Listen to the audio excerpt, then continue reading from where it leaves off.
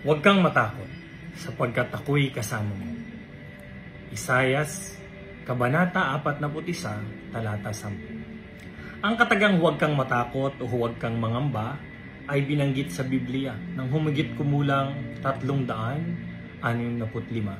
Parang paalala ng Diyos para sa bawat araw ng ating buhay na anuman ang kakaharapin natin ngayon ay kasama niya tayong lahat. Ang takot ay likas sa tao. Natatakot tayo sa hindi tiyak, sa kabiguan, sa pagkawala o sa pagbabago. Ngunit sa buong kasulatan mula kay Abraham hanggang kay Maria, mga propeta hanggang sa mga alagad, iisang mensahe ng Diyos, pananampalataya at hindi takot, ang dapat maghari sa ating mga puso. Kapag sinabi ni Jesus sa kanyang mga alagad, huwag kayong matakot, hindi niya itinatanggi na may panganib, kundi pinagtitibay niya ang kanyang presensya sa gitna nito. Ang pananampalataya ay hindi nag-aalis ng takot. Binabago nito ang takot tungo sa tiwala.